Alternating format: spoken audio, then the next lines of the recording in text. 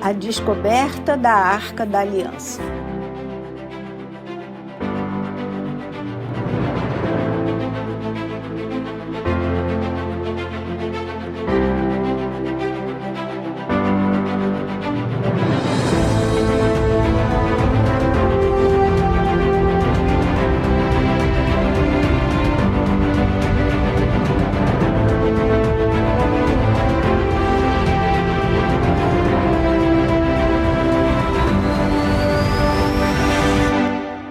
A Arca da Aliança é um objeto secreto, coberto de ouro, conhecido pelos judeus, cristãos e também muçulmanos.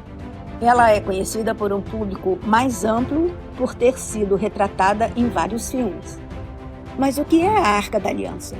O texto mais antigo escrito sobre isso é a Torá, encontrada no Tanakh judaico, que é um conjunto de livros sagrados, e no Antigo Testamento da Bíblia.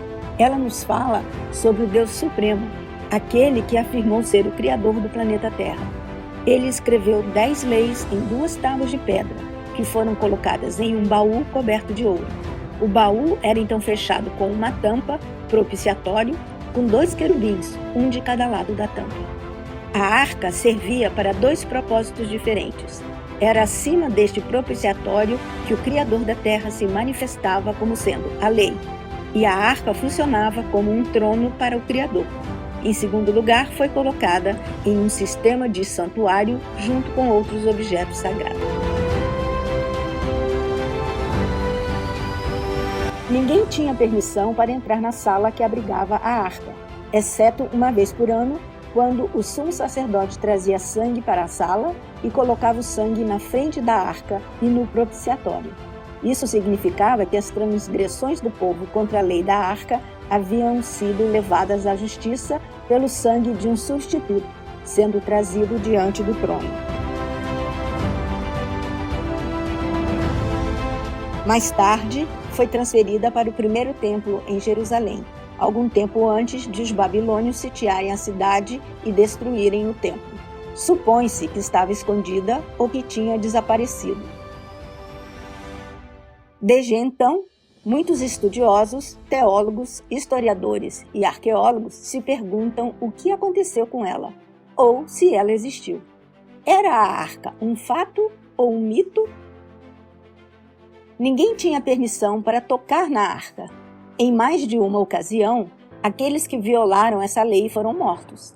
Ela também seguia os israelitas na guerra. Quando foi capturada pelos inimigos, eles eram afligidos por pragas até que a devolvessem a seus guardiões. Acreditava-se que tinha poderes mágicos. Ao longo de muitos anos, muitos caçadores de arcas procuraram a Arca da Aliança ou tentaram entender o significado da arca. Muitos fizeram réplicas dela. Mais de um afirmaram tê-la descoberto, mas até agora ninguém trouxe evidências de suas descobertas para que pudessem ser examinadas. Mas uma reivindicação deve ser destacada dentre todas as outras de uma maneira muito especial e comovente.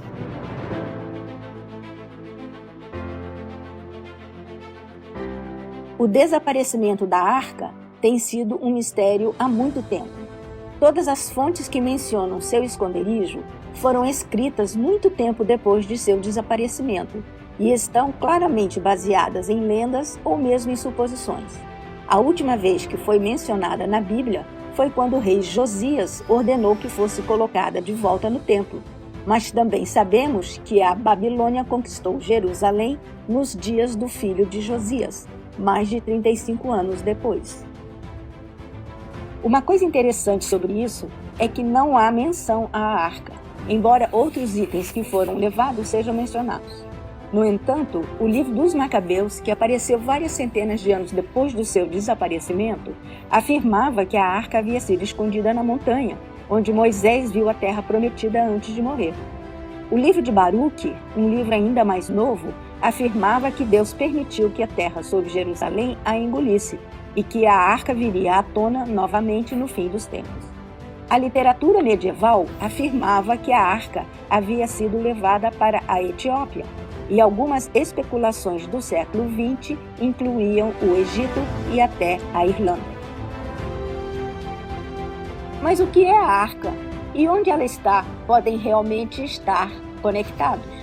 A principal função da Arca da Aliança era ser a sede do governo de Deus em seu templo terreno. Mas a arca tinha muitas atribuições fora do santuário e não se limitava aos rituais de sacrifício. Tanto dentro quanto fora do sistema do santuário, a arca foi usada para defender o direito de Deus como sendo o juiz e único Deus verdadeiro e rei sobre toda a terra. Sua reivindicação desse direito estava escrita na lei que estava dentro da arca, que afirmava que ele era o Criador e, portanto, a terra pertencia a ele. O Deus da Bíblia disse: a arca do Senhor, o Senhor de toda a terra. Josué 3:13. Pois toda a terra é minha. Êxodo 19:5. Pois o Senhor Altíssimo é tremendo. Ele é o grande rei sobre toda a terra. Salmo 47:2. Isso deixa claro que nenhum homem precisava protegê-la e que Deus a manteria segura por conta própria. Isso também elimina a possibilidade de ser destruída. A arca tinha sido o trono de Deus na terra, e a Bíblia diz: o teu trono, ó Deus, é para todo sempre. Salmo 45:6. Embora Jeremias tivesse acabado de testemunhar a destruição de Jerusalém e do templo, ele tinha algo totalmente diferente a dizer sobre o trono de Deus. Tu, Senhor, permaneces para sempre. Teu trono de geração em geração. Lamentações 5:19. Então, o que realmente aconteceu com ela? Jeremias foi informado por Deus que a cidade e o templo seriam destruídos. Ele estava preparado e muitos outros também. A coisa mais natural a fazer era esconder o seu objeto mais sagrado, a Arca da Aliança. Uma palavra profética sobre o fim dos tempos na Bíblia pode nos ter dado uma pista de onde a arca ressurgiria. E acontecerá nos últimos dias, e subamos ao monte do Senhor, de Sião sairá a lei e a palavra do Senhor de Jerusalém. Isaías 2:2 e 3. No século XIX, a arqueologia teve seu início quando diferentes estudiosos foram procurar entre os antigos destroços encontrados no Oriente Médio. De tumbas e templos no Egito, a registros históricos em cidades bíblicas na Mesopotâmia e na Palestina, a Bíblia foi evidenciada como um livro historicamente correto por escritos antigos de outras cidades e nações, confirmando sua precisão nas escrituras por meio dos próprios escritos daquele período. Até então, mesmo a cidade da Babilônia era considerada uma lenda para muitas pessoas, até que recuperaram seus destroços. Mas Jerusalém continuou sendo habitada desde que a arca desapareceu. Muitas pessoas construíram novos edifícios em cima dos antigos.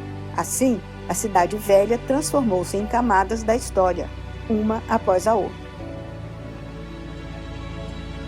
Um homem chamado Ronald Wyatt começou a orar a Deus para que o usasse para mostrar ao mundo que a Bíblia era verdadeira. Ron já havia investigado a história do dilúvio e investigado os possíveis restos da Arca de Noé. Ele também estava estudando o êxodo dos israelitas do Egito e o local onde eles poderiam ter cruzado o mar, encontrando várias rodas de carruagens egípcias antigas. Foi em uma das viagens de mergulho que ele acabou passando por Jerusalém a caminho de casa. Ele estava caminhando ao longo da face do penhasco com um colega, quando sua mão de repente se levantou sozinha. Sua mão apontou para um lugar onde havia lixo e detritos em frente ao penhasco. Sem entender por que ou como, ele se ouviu dizer: ali está a gruta de Jeremias e a Arca da Aliança está ali.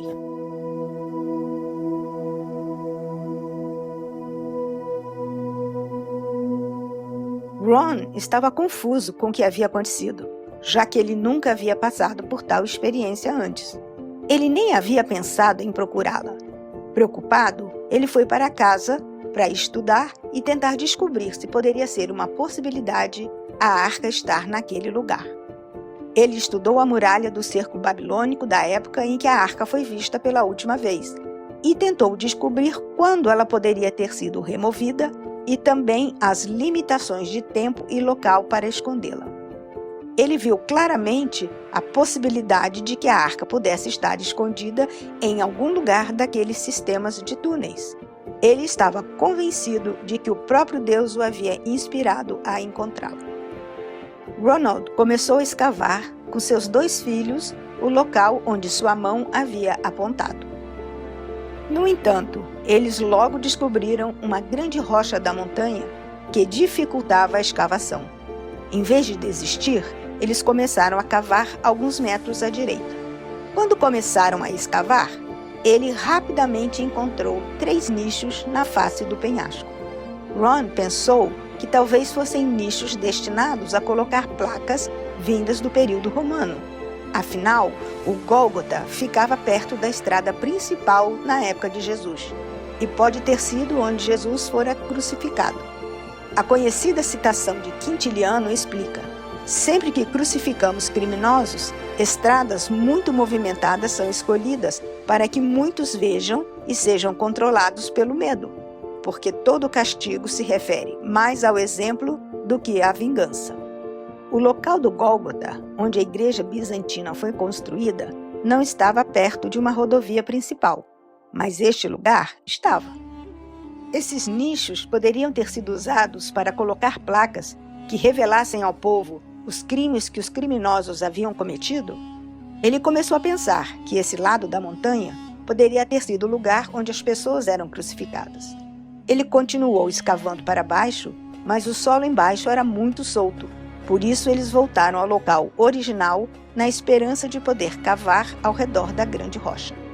Desta vez, eles descobriram que podiam escavar entre o penhasco e a rocha, e que o penhasco quase formava um telhado enquanto escavavam para baixo.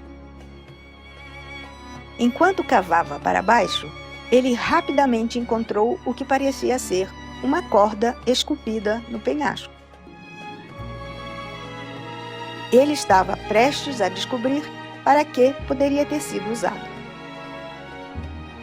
95 metros abaixo do nível do solo, eles encontraram o que parecia ser uma estrutura semelhante a uma cisterna. Era redonda, com escadas descendo nela. Ron se perguntou se poderia ter sido usada para armazenar grãos e mais tarde ser usada como cisterna. Ele escavou o reboco e encontrou uma grande quantidade de cerâmica entre a sujeira e os detritos, usados como preenchimento para formar a cisterna. Quando ele mostrou essas peças de cerâmica às autoridades responsáveis pelas antiguidades, elas as examinaram e informaram a Ron que algumas delas datavam da era Jebusita. Os exemplares considerados os mais recentes eram do período romano. Ele continuou escavando ao longo da face do penhasco abaixo, onde havia encontrado os nichos, e por causa da cerâmica e das moedas que encontraram, entenderam que eram do período romano. Enquanto escavava, ele encontrou muitos ossos de dedos que confirmaram suas suspeitas de que aquele lugar tinha sido um local usado para execuções. Além das crucificações, os apedrejamentos também foram realizados durante a era romano-judaica. Fora da estrutura da cisterna, Ron encontrou outra estrutura circular no lado oposto, com apenas a base da estrutura circular intacta. Enquanto estudava a estrutura, ele encontrou uma seção bem preservada da parede, com uma pedra talhada, posicionada horizontalmente para fora da parede, na face do penhasco.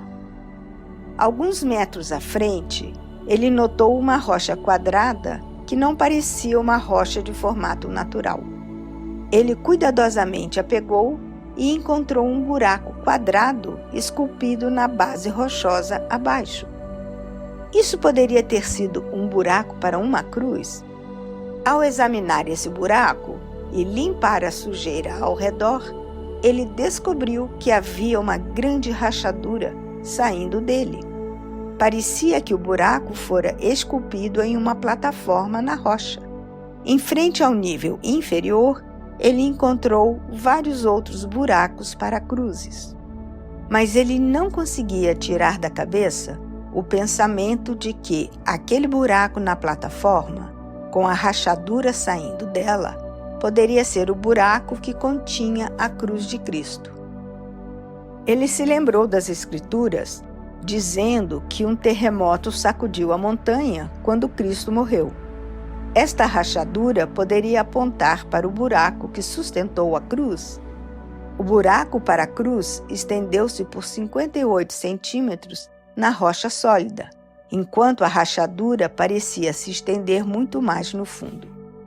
Não é improvável que eles soubessem onde Cristo fora crucificado, e existiam muitos seguidores que gostariam de transformar um local em um local de visitação. O Gólgota, que a Igreja Católica e as igrejas ortodoxas usam, teve sua construção ordenada por Constantino, o Grande, por volta do ano 325 ou 326 d.C., sobre os destroços de um antigo templo pagão. Isto aconteceu muitos anos depois que Cristo fora crucificado, mas esses destroços que Ron descobriu eram romanos e a data poderia ser um pouco depois da crucificação. Após o ano 70 d.C., os judeus foram mortos ou transferidos, e a cidade foi reduzida a um acampamento romano. Isso pode significar que o local não era mais usado para crucificações.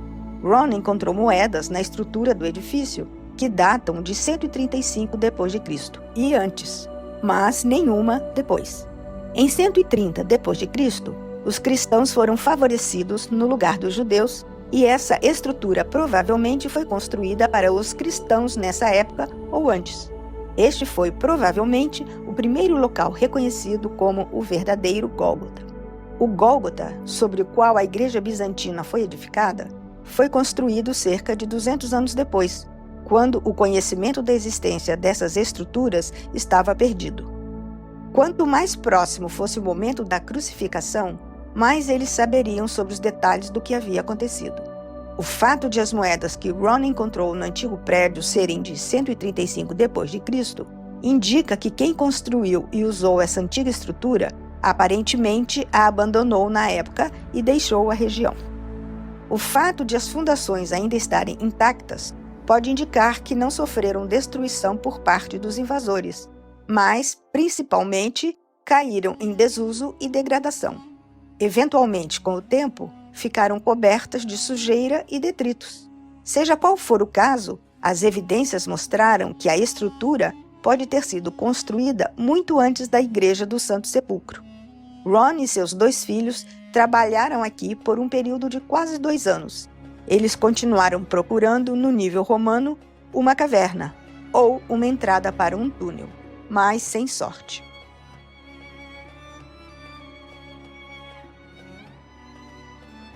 Ron, então, se viu forçado a quebrar uma rachadura na parede do penhasco. Todos eles oraram e continuaram a sentir essa pressão.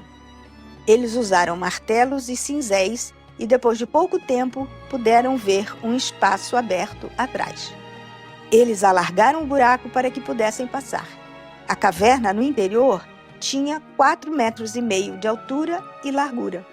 Ron ficou animado ao descobrir a caverna, pensando que a arca poderia estar ali dentro dela, mas ela estava vazia e levava uma miríade de poços e aberturas dentro da montanha.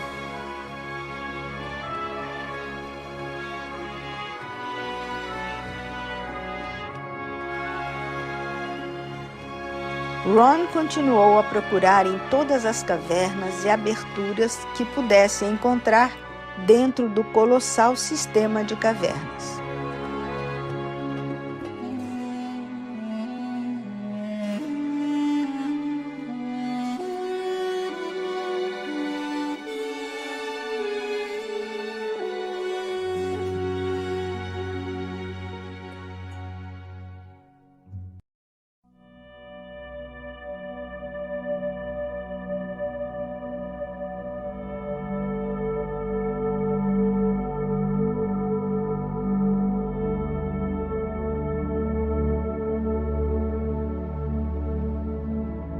Por 2 anos, eles foram e voltaram entre os Estados Unidos e Jerusalém, juntando dinheiro para que pudessem voltar e continuar a busca. Em dezembro de 1981, eles continuaram seu trabalho dentro do sistema de cavernas, procurando em qualquer fenda ou caverna que pudessem encontrar. No entanto, os 3 acabaram doentes. Os 2 filhos de Ron voltaram para os Estados Unidos e Ron teve que contar com a ajuda de outras pessoas para continuar. Ele não ia desistir e sentiu que Deus havia prometido a ele que encontraria a arca nesta viagem específica. Mas agora ele havia usado todo o seu dinheiro, estava doente e o trabalho era muito duro e exaustivo. Um dos trabalhadores que o ajudava passou por algumas das aberturas menores, pois era mais magro e conseguia entrar em lugares que Ron não conseguia. Enquanto olhava ao redor, Ron encontrou uma passagem semelhante a uma chaminé, e de lá um pequeno túnel onde Ron teve que expirar e se espremer para conseguir passar.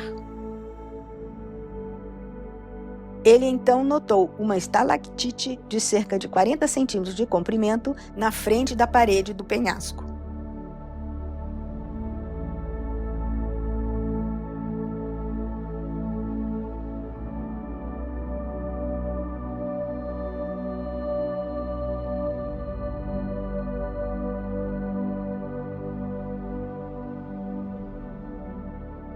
Atrás dela havia um buraco, e Ron tentou olhar através dele sem sucesso.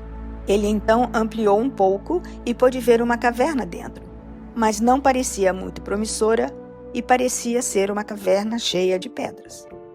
Mas ele estava determinado a procurar em todos os lugares. Ele aumentou o buraco o suficiente para seu ajudante rastejar, mas ele saiu rapidamente, de novo, com uma expressão apavorada no rosto, gritando: "O que tem aí? O que há lá dentro? Eu não vou voltar lá." Ele então tentou sair do sistema de cavernas o mais rápido que pôde. Agora, Ron percebeu que poderia haver algo lá e aumentou o buraco o suficiente para ele se espremer. Era 6 de janeiro de 1982. Havia cerca de 20 metros de espaço entre as rochas e o teto.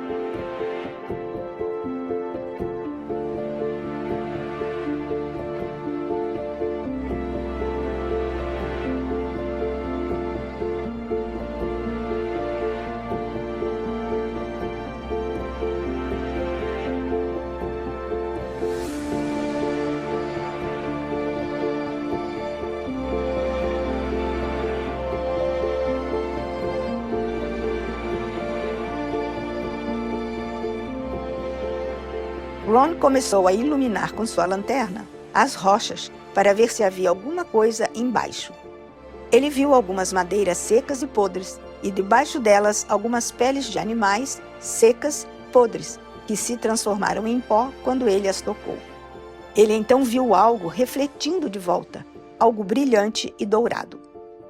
A princípio, ele pensou que poderia ser a Arca da Aliança, mas ao remover a pele do animal, ele viu uma mesa folheada a ouro, com uma moldura elevada ao redor, do lado que consistia em um padrão alternado de um sino e uma romã. Ron tinha certeza de que isso devia ser do primeiro templo ou da mobília do tabernáculo que faltava, e poderia ser a mesa original dos pães da proposição. Ele então começou a investigar a câmara mais de perto e olhou em volta. Ele usou sua lanterna e notou uma rachadura no teto, subindo perto das rochas e chegando ao fundo da câmara.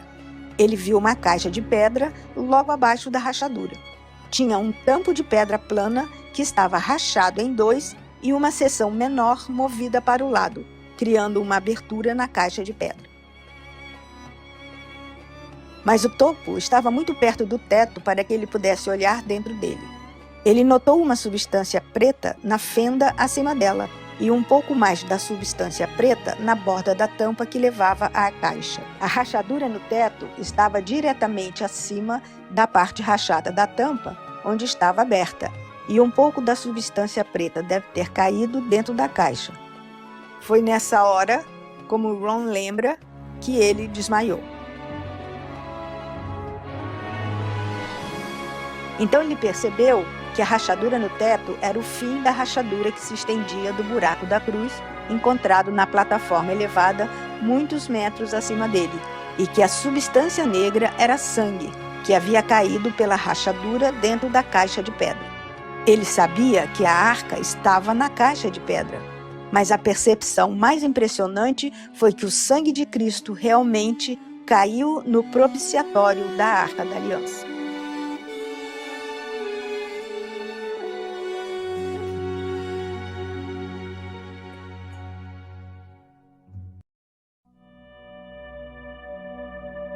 Ron ficou desmaiado por algum tempo. Mais tarde, ele voltou à caverna e conseguiu confirmar que realmente era a Arca da Aliança. Ele informou o governo israelense sobre a descoberta, mas foi instruído a manter segredo. Mas Ron não conseguiu ficar em silêncio por muito tempo. Ron visitou a câmara várias vezes e relatou que vários itens estavam lá, além da Arca da Aliança, dentro da caixa de pedra. O castiçal de 7 braços com suas lâmpadas do santuário original, o altar de incenso de ouro, a mesa dos pães da proposição, um incensário de ouro e um peitoral e a mitra com uma romã de marfim na ponta. Um ciclo, moeda de latão, lâmpadas de óleo e um anel de latão. E também uma espada muito grande. No fundo da arca havia um pequeno cubículo aberto que ainda continha o livro da lei, presumivelmente aquele que o próprio Moisés escreveu. No seu entendimento, o livro de Gênesis não estava lá. Ron ficou surpreso que esses pergaminhos escritos em pele de animais ainda estivessem em perfeitas condições. Ele então começou a perceber que a arca deveria ter sido levada para esta câmara de alguma outra forma. Não poderia ser por onde ele havia entrado, porque ele havia cortado a pedra. Removendo algumas das pedras, ele encontrou uma entrada maior, indo para o sul, em direção à caverna de Gedequias, do outro lado da estrada, onde os querubins foram encontrados. Esse túnel, no entanto, estava bloqueado com muitas pedras grandes, e Ron não tinha como movê-las para fora do túnel por onde ele entrou. Ron pediu a um laboratório em Israel que analisasse os restos de sangue que ele encontrou na fenda do propiciatório da arca. Os resultados o chocaram além da compreensão. O vídeo a seguir é o próprio Ron Wyatt contando a história sobre a análise do sangue. Em primeiro lugar, para essa análise, levei o sangue para um laboratório em Israel. Perguntei a uma das pessoas com quem trabalho com antiguidades onde existia um bom laboratório que fizesse um trabalho confiável e me indicaram um local específico para levar. Eu apenas disse, por favor, examine este sangue e depois me diga o que vocês podem me dizer sobre isso. Eles disseram, vamos reconstituí-lo, vamos colocá-lo em solução salina normal e mantê-lo à temperatura corporal por 72 horas com um movimento suave de giro. Esse é o negócio deles, isso é ótimo. Agora, eu quero estar lá quando vocês verificarem. E eles concordaram. Então, quando eu voltei, eles verificaram. Eles me disseram que era sangue humano, podemos dizer assim. Eles fizeram todos os testes necessários para confirmar isso. Então pedi a eles que pegassem alguns dos glóbulos brancos e os colocassem em um meio de crescimento e os mantivessem à temperatura corporal por 48 horas. Eles disseram que não adiantaria porque o sangue estava morto. Então pedi a eles que fizessem isso por mim de qualquer maneira, e eles concordaram. Eu disse que queria estar lá quando eles verificassem o meio de crescimento, e eles concordaram. Quando voltei, pegaram o material e começaram a examinar no microscópio. E o primeiro técnico chamou outro, depois chamaram o chefe e começaram a conversar em hebraico bem rápido entre si por um tempo. Então, eles olharam para mim e disseram, Sr. Wyatt, esse sangue humano tem apenas 24 cromossomos. Todo mundo tem 46, 23 de sua mãe, 23 de seu pai. 22 autossomos de sua mãe, 22 autossomos de seu pai. Você recebe um cromossomo X de sua mãe e pode receber um X ou um Y de seu pai. Este sangue tinha 23 cromossomos do lado da mãe e apenas um cromossomo Y. Uma criança não poderia ter se desenvolvido se não tivesse os autossomos da mãe. Portanto, todas as suas características físicas foram determinadas pelo lado materno da família. Sua masculinidade foi determinada por este cromossomo Y, que veio de uma fonte determinada. Não era um macho humano. Então eles disseram: este sangue está vivo. Então eles perguntaram: de quem é este sangue? Eu então disse a eles que era o sangue do seu Messias.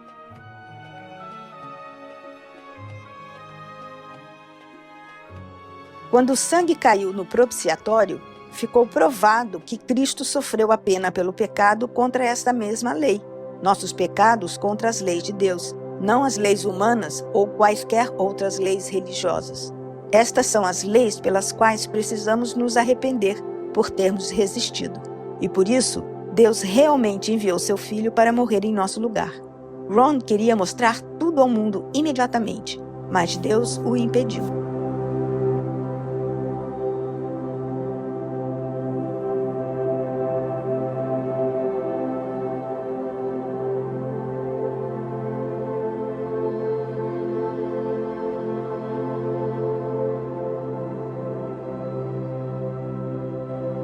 Em sua quarta visita, a câmara e o túnel foram todos limpos e os móveis arrumados em sua ordem. Ron instantaneamente sentiu a presença de anjos na sala e viu 4 anjos, 2 de pé de cada lado da arca.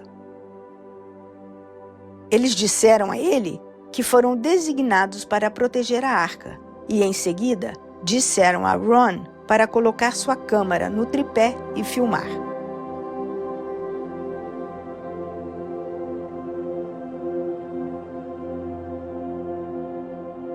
Eles levantaram o propiciatório e o ajudaram a tirar os 10 mandamentos escritos nas 2 tábuas de pedra. Ron então os segurou, mostrando-os para a câmera. Eles então contaram a Ron quando Deus planejou mostrar isso ao mundo, em um tempo designado por Deus. Quando as National Sunday Laws entrarem em vigor, logo depois disso, elas serão mostradas ao mundo. Ron soube instantaneamente o que o anjo queria dizer, pois havia estudado o assunto anteriormente. O anjo estava falando sobre a imposição da marca da besta, mencionada em Apocalipse 13 e 14, como o último engano vindo sobre o mundo antes da segunda vinda de Cristo. A lei no sangue de Cristo é um testemunho contra uma versão feita pelo homem dos mandamentos de Deus, que será imposta às pessoas em todo o mundo. Também confrontará os requisitos errados para ter salvação, que foram pregados às pessoas por líderes religiosos. Ron morreu em 1999, sem ver isso se cumprir. Mas ele sabia que a evidência do que aconteceu estava gravada, e ele usou seus últimos meses e anos para falar às pessoas sobre o amor de Cristo, seu sacrifício por nós. Então ele alertou as pessoas sobre a vinda da marca da lei da besta. Por favor, ouça sua importante mensagem e advertência.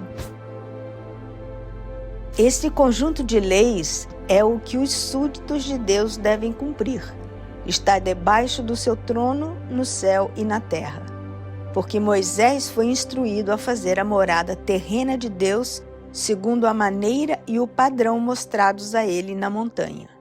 Este propiciatório era o trono terreno de Deus, e ainda é a glória Shekinah, que habitou lá por centenas e centenas de anos, até que os judeus se tornaram tão rebeldes e pagãos que Deus decidiu que não iria mais viver entre eles. É disso que se trata o propiciatório.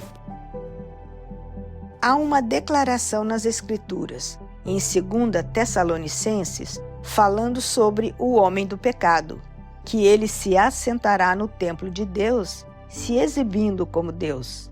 Olhando rapidamente, isso implicaria que para que ele pudesse se sentar no templo de Deus, teria que ser construído um, porque não há nenhum lá agora.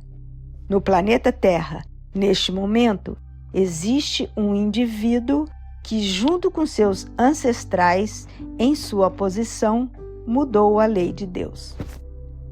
Eles eliminaram o segundo mandamento, que diz: não farás para ti nenhuma imagem esculpida ou qualquer semelhança de qualquer coisa que esteja no céu acima ou na terra abaixo. Não te curvarás a eles em adoração ou os servirás. Isso interferiria na maneira como eles queriam fazer as coisas. Então eles eliminaram isso. Eles dividiram o número 10 em 2 para que ainda restassem 10. Sim, as tábuas de pedra foram encontradas na Arca da Aliança. Eu pessoalmente as removi com a ajuda de 4 anjos que levantaram o propiciatório. Eu estimaria o peso em cerca de 450 quilos de ouro maciço. Um desses anjos me disse para tirar as tábuas de pedras de lá e disse que Deus queria que todos as vissem. Eu as tirei, recuei e fiquei paralisado no lugar enquanto eu estava sendo filmado. Eu simplesmente não consigo descrever meu estado físico ou estado mental ou qualquer outra coisa enquanto isso estava acontecendo. Eu tinha que ter alguma evidência física para provar que isso tinha acontecido. Elas agora estão disponíveis para serem mostradas. Estão na saliência da pedra, na mesma câmara. Foi onde o anjo as colocou depois que as entreguei a ele, pois não sabia o que fazer com elas. Foi-me dito que elas deveriam ser apresentadas com a evidência do sangue, quando a lei da marca da besta fosse aprovada ou aplicada. Todos se perguntam sobre o que é a marca da besta. Houve muitas histórias sobre Israel e tudo isso, mas vou contar de forma rápida e simples. Se você guardar os 10 mandamentos que Deus escreveu naquelas tábuas de pedra, e sobre os quais ele diz em Salmo 89, 34, ele diz: não violarei a minha aliança, nem modificarei o que meus lábios proferiram. Ele pronunciou os 10 mandamentos do topo da montanha, depois os escreveu em pedra e diz que nada mudará. Cristo disse a respeito dos fariseus: é em vão que me adoram, ensinando doutrinas que são mandamentos de homens. Se você guardar essas leis feitas pelo homem e quebrar os 10 mandamentos de Deus, você corre o risco de receber a marca da besta. Ninguém tem a marca da besta nesse momento. Você só pode obtê-la depois do National Sunday Laws, a lei da besta, for aplicada. Agora é difícil de entender? Será quando um monte de leis feitas pelo homem serão aprovadas e que, quando aplicadas, exigirão que você quebre os 10 mandamentos de Deus. A penalidade por não guardar essas leis é que você não pode comprar ou vender. Essa é a marca da besta.